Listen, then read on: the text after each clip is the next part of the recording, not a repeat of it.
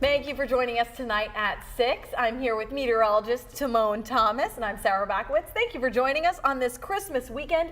It's been pretty rainy, Simone, the past few days. Yeah, we've seen some rain between yesterday into the start of today.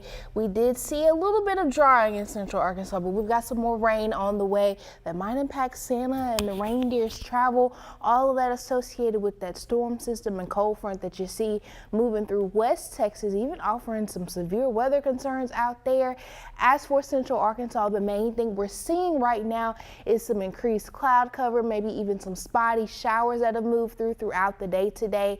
Temperatures on the mild side in the lower to middle 60s, checking in at 63 right now in the capital city, 62 in Pine Bluff, Searcy and Clinton, just under that 60-degree mark, checking in at 59. If you need to do any last-minute shopping before the stores close tomorrow, over the next couple hours, we're going to stick around with those mild temperatures and cloudy conditions. Now, if you stay with us, I'll be talking more about the rain that might impact your Christmas Eve and Christmas Day later on in the show.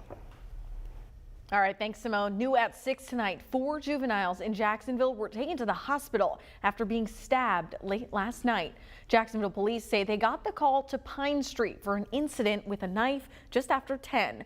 One of the victims was in critical condition, but police say that all 4 are now stable. There is, however, no information on a motive or suspect yet. Arkansas State Police also arrested 4 teens in Little Rock for the possession of over 42 grams of what they call black market drugs and illegal guns. State police say just before 2:30 Wednesday afternoon, troopers stopped a vehicle at Stagecoach and I-430 South. During the stop, troopers say they seized 6 guns, some with illegal modifications, in addition to 42 grams of marijuana. The teens were arrested on charges that include improper display of a license plate, criminal use of prohibited weapons, and simultaneous possession of drugs and weapons. After more than a week of back and forth, there are new developments in the dispute between Governor Sanders and the Board of Corrections. The board holding a last-minute special session last night in hopes of clearing up confusion and to vote on how they're going to work moving forward. THV 11's Ashley Godwin catches us up to speed with the very latest. The meeting began with the board clarifying what has happened at the last 2 meetings, specifically regarding executive sessions, saying there was no misconduct on their part. Because we're committed to transparency and explaining our process, I want to be straightforward and address precisely what was discussed. This meeting came hours after Governor Sanders responded to Chairman Benny Magnus's request to deploy National Guardsmen to work full-time in prisons. She said he was playing political games and asked for his resignation. Magnus addressed the accusation in the board meeting. On the governor's request that I resign, my answer is I will not resign. The board also voted to hire outside legal counsel for the Board of Corrections and put Secretary Joe Proferi on paid suspension. They did not make any decision on who will take over interim secretary. This all stems from the governor's request for more beds in Arkansas prisons. While the board approved some of the additional beds, they denied some too, sparking a debate on whether or not the governor can override their decision. The Constitution prevails over laws. We know that. But it's not clear whether there is a conflict or not, and I certainly don't know. Both the state and the Board of Corrections have filed lawsuits on this issue. Now it's up to the Arkansas courts to decide the outcome. This week, a circuit court judge has ordered Attorney General Tim Griffin to come to an agreement with the board or his case would be dismissed. The judge said Griffin is suing his own clients and that violates his duties as the state's attorney. Griffin has appealed that decision.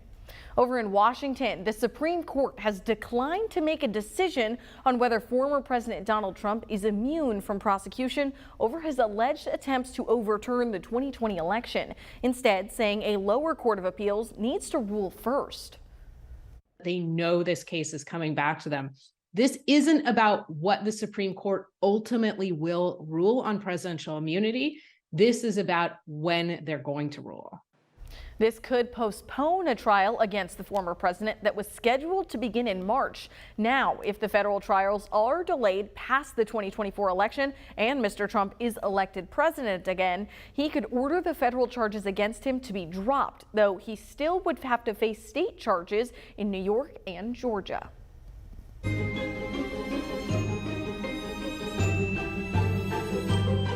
We are just 2 days away from the Christmas holiday, which means you're running out of time if you haven't finished grabbing everything on that Christmas list.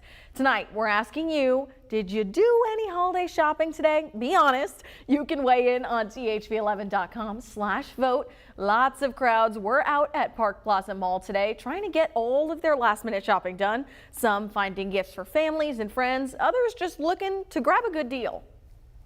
Christmas stuff for myself. My wife. Wife and parents. And we're headed to the candy store, of course. Oh, there you go. Our white last minute shopping, we just trying to enjoy ourselves. We trying to enjoy the holidays, you know what I'm saying? Just find something sneaky and nice, just something real quick, you know what I'm saying? We just out here, yeah. Park Plaza Mall is open tonight until 9 for any last-minute shoppers out there. They'll also be open on Christmas Eve tomorrow from 9 until 6. All right, Simone, are you a last-minute shopper?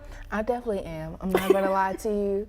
I didn't have to do any shopping today, but I am last minute with my holiday prep. And honestly, for the folks that were last minute, today was a better day to get that done because we got the rain moving in tomorrow. That's true. That's true. I'm not a last-minute shopper. I'm a last-minute wrapper. So I'll get everything organized, but I won't wrap it until like morning of, night before. Are you an actual wrapping gifts type of person or gift bag type of person? I want to say a wrapping person. I want to be a wrapping person, you know, but if we're being honest, I'm probably a gifts person. Actually, I've used aluminum foil before for wrapping. It's shiny. If you don't have wrapping paper, I'd recommend it if you're in a last minute pinch. But it looks like a lot of people here shop early, so maybe we're on the outside here. Well, I'm proud of all of you that shop early.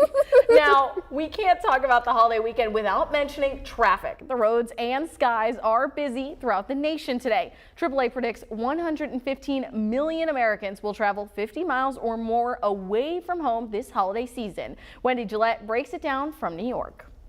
Heavy traffic is a guarantee in many areas, with almost 104 million drivers expected to hit the road this holiday season. Some are finding an easy ride. Been a lot of cars, but everything's going good our direction. The other way, we saw a bad dinger, but luckily it wasn't us. Others encountered heavy snow in Washington State and Salt Lake City, Utah, and downpours in southwest Arizona. What all drivers are seeing, lower prices at the pump, down around 15 cents a gallon compared to a month ago. More than half of Americans are seeing prices under $3 a gallon. Overall, most people are paying less for gas than they did last year. The nation's airports are also packed. I didn't expect so many people, but it's the holiday season, so I figured it was going to be busy regardless. AAA predicts 39 million passengers will fly during the 2 weeks around Christmas. TSA says over 2.6 million passengers were screened just on Thursday. Atlanta was very crowded, but they did a great job getting us through security, check-in. We were surprised that we was able to get through that quick. It's not that bad. I'm kind of surprised. Things are going kind of smooth. Even the Grinch isn't letting anyone steal Christmas. Wendy Gillette, CBS News. And today is actually expected to be the busiest day on the roads this holiday season. That's according to AAA. And a heads up before the holiday, if you're looking to pick up liquor for Christmas and New Year's, state law prohibits liquor stores from opening on Sundays, and most will be closed for both Christmas and New Year's. So after Saturday night, there will be 48 hours where you can't go to the liquor store. And the same goes for next Sunday and the Monday for New Year's.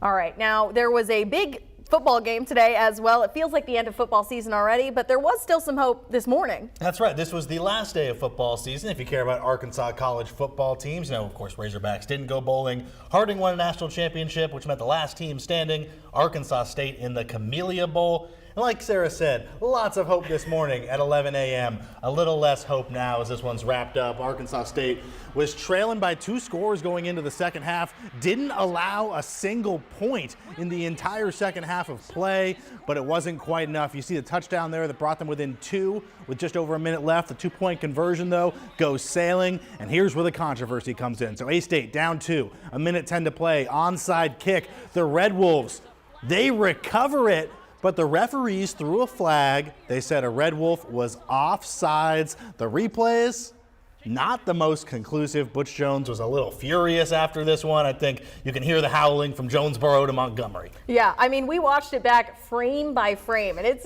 a close one. A call like that, if you're going to decide the game, essentially, you got to be pretty, on it, and I didn't see it. Now, look, there was plenty that went on before that decided the game. Butch Jones says that, and I'll tell you everything that Butch Jones had to say coming up in a little bit in sports. All right, thanks so much, Tyler. Now, after months of waiting, the Topgolf in Little Rock is officially open. A closer look at the city's newest attraction. And if you've got pets, sometimes you need to be extra careful about what decorations you put up. When we come back, we're going to verify if a popular holiday flower is actually dangerous for animals. Simone? And we're talking about the rain coming in tomorrow, so make sure you stick with us because it might impact your holiday travel.